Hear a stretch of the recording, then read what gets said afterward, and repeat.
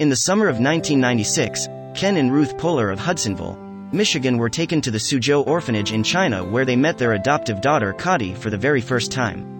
But a note left by the girls' biological parents would come back to haunt them years later. The United States is home to over 80,000 children who were adopted from China since official records started in 1999. 85% of these kids are female, but how did Kati Pohler from Michigan fit into this demographic? From 1979 until 2016, China enforced a child policy that forced many families to abandon their baby girls, or worse, so they could have a boy. Fortunately, that's no longer the case, but for Pohler, that policy change came too late. China didn't allow foreigners to adopt from their orphanages until 1992. But it was in the summer of 1996 that the Pohler family visited an orphanage in Suzhou and fell in love with a baby girl named Jingzi. And soon, she ceased to exist. The Pohlers were an evangelical Christian couple from Hudsonville, Michigan, with 2 biological sons. Soon those boys would end up with a little sister. But the family wondered why anyone would have abandoned such a precious girl, and then they read the note. The baby's name was included in a note her father, Shu, wrote and left with her in a market.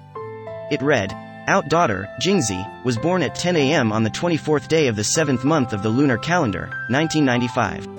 We have been forced by poverty and affairs of the world to abandon her." He hoped he would see her again someday. But would he get that chance? Jingzi became Kati Pohler, and she was raised in a predominantly white community in Michigan, but never felt like an outcast growing up. And although everyone knew she was adopted, no one ever really asked her about it. But did ever she wonder about her roots? Her childhood was so solid that she never felt the need to go digging into her ethnic background. And she continued to follow in her adopted family's tradition by going to the religious Calvin College in Grand Rapids, Michigan. But would her beliefs stop her from having fun? It turns out that Christian girls want to have fun just like everyone else. This was great because Grand Rapids was known for having one of the best craft beer scenes in the country, and she didn't allow her beliefs to get in the way of having fun. But something changed when she turned 21. Once she reached the age of womanhood, she made some offhand remark to her mother about it being time she knew about her roots. The Pohlers knew a lot about her origins but were concerned that telling her the truth would warp her normal upbringing. But it was preventing her from knowing her biological family. The note Shu had written included hope for a possible reunion. It read, "If we are brought together by fate, then let us meet again on the broken bridge in Hangzhou on the morning of the Kixi festival in 10 or 20 years from now." But the first reunion didn't go as expected, and it wasn't the Pohlers' fault. In 2005, the Pohlers asked a friend in China to visit the broken bridge on the day mentioned on the note. They wanted their daughter's biological parents, Shu and Qian, to know that their daughter was being looked after. But did they leave their contact details? The Pohlers didn't want their friend to give Shu and Qian their contact information, not that it would have helped. The 2 parties missed each other on the bridge. Fortunately, a Chinese man living in Pennsylvania allowed them to connect. But the Pohlers were firm on one thing. Chongfu became a bridge of communication between the Chinese parents and the Pohlers. But the Pohlers asked Chongfu to tell the biological family that they would not tell their daughter the truth unless she asked, and then one day, she did. It was the summer of 2016, and Pohler's adoptive parents told her about the secret note that her biological father, Shu, wrote in brush and ink. She was upset that they had kept this from her. 1 year later, she went to the broken bridge to find her biological parents, but did they show up? On the eve of the Kixi festival, Qian and Shu were finally reunited with their adult, healthy, college student daughter, and much to Pohler's surprise, she discovered that she had a biological older sister named Xiaochun. But they weren't alone on the bridge.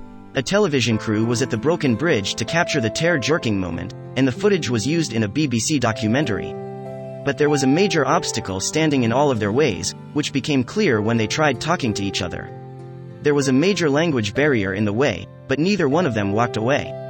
She even stayed in her parents' flat with her biological sister for a few days, so they could bond and get to know each other, but there was something weighing heavily on their minds.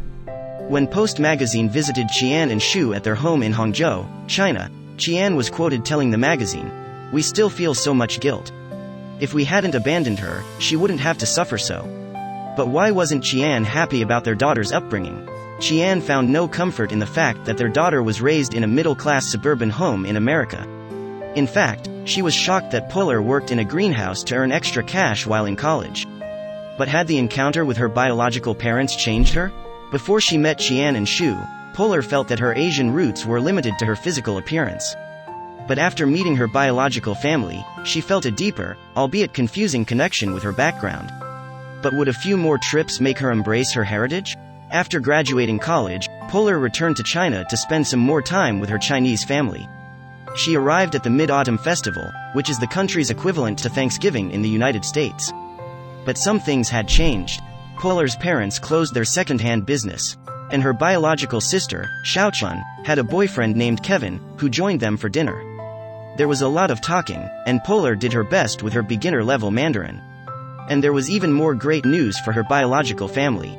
Pohler took a job in China's Huai'an city where she would teach English as a foreign language for a year. But she still hadn't figured out what she was going to call her biological parents. She knew she could call Xiaochun her sister in Mandarin, because she didn't have a sister in America. But she doesn't call her birth parents mom and dad because her parents are the Pohlers. But there is one concern in her Shu and Xian's minds. Shu asked her if she resented them for giving her up. She reassured them both over and over again that she had no issues with them because she had a great childhood.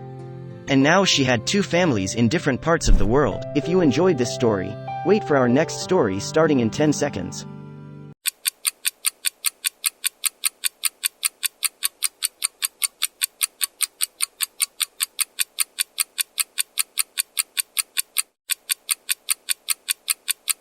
The world is full of wonders.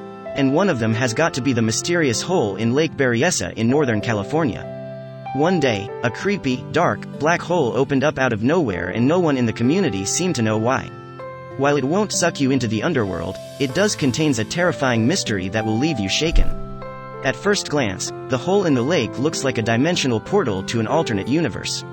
As you can imagine, the mysterious-looking black hole has attracted many curious bystanders over the years. But it turns out that this phenomenon isn't natural. So who built this thing and why? Its official name is the Morning Glory Spillway and it is located in Lake Berryessa in Northern California. But to many, the hole seems to defy all logic and scientific explanation. And there's a deeper mystery behind the hole's origin. The hole is 22 meters wide and 75 meters long, and some say that the water falling through the spillway looks like toilet water as it's being flushed. It certainly gives boaters and swimmers something to be scared of. But the deep hole is so much more than just a creepy and mysterious abyss. There are dozens of legends of giant whirlpools that open up and suck even the strongest ships towards the horizon and into the hole itself. But were these just myths, or was this every boat enthusiast and swimmer's worst nightmare? No one really knew what it was or where it came from. Was the water being transported across time and space? Who was responsible for the hole's creation? Everyone wanted to know how this strange phenomenon came to be, but one man held the potential clues. YouTube star, Evan Kilkus is best known as Evan K. He's also a drone enthusiast who was working outdoors when he first discovered the massive hole in the lake. Little did he know that his world would be turned upside down by the discovery. Kilkus took his drone out to the lake's surface, which appeared pretty peaceful at first. But a closer look revealed a giant abyss over the water. And what he was about to learn with the help of his drone would change his perspective on everything he thought he knew. The drone was his favorite tech toy because it allowed him to photograph impressive sceneries from a bird's eye view. But he had no idea that his drone would one day capture something that would leave locals speechless. When Kilkus reviewed the photos taken by the drone, he saw what looked like an enormous hole in Lake Berryessa. But it didn't make sense. How could there be a hole in the lake? Regardless of how it was formed, it seemed to be threatening the water supply. The vortex was unlike anything he had ever seen before. After all, how often do you run into a terrifying hole that could potentially suck you right into it? Unless his camera was lying to him, the hole seemed to be sucking all of the lake's water into the void. Kilkus couldn't just turn his back on the strange phenomenon. He decided to investigate even deeper. He flew the drone even closer to the hole to figure out if some disaster had wreaked havoc on the planet. But as the drone flew dangerously close to the event horizon, something baffling occurred to the piece of technology and Kilkus got a strange notification. The drone began to malfunction, which made Kilkus' heart jump.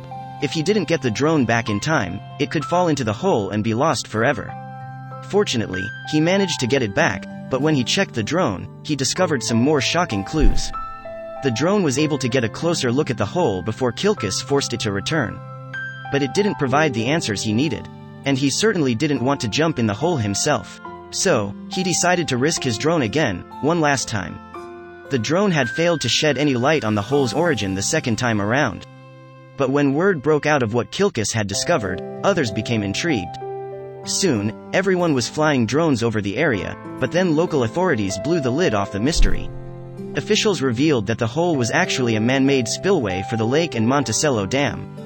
Whenever water levels rose above 440 feet, water would start spilling down the hole. But where did the hole lead? The water spilled down into the Putah Creek, which is hundreds of feet below. The creepy hole works just like the drain of a sink. If water levels get too high, the water spills into the drain to avoid overflow. But how far down does it go? It's all curved, so you have the least resistance for the water to go down, the glory hole, Jim Daniels, district engineer for Solano Irrigation District, told ABC 10. And it's very efficient. It's not very turbulent. It's actually rather placid. It's not that placid down inside, the glory hole, itself. So, what happens to the water after it falls down the hole? The water drops 200 feet straight down into the pipe, which is about 28 feet in diameter at the bottom. Then the pipe takes a 90-degree turn and continues hundreds of feet to the other side of the dam, where it spills into the creek and eventually flows to the Yolo bypass. And there's a reason boats have nothing to worry about. The water flow creates a strong current as it gulps the lake water at about 1,360 cubic meters per second. So, the area is cordoned off by a buoy line to keep boaters and swimmers safe. But these safety measures don't always work as well as they should. It is reportedly illegal for people to get anyway near the spillway, and there are laws in place that forbid boats from traveling too close to the Monticello Dam.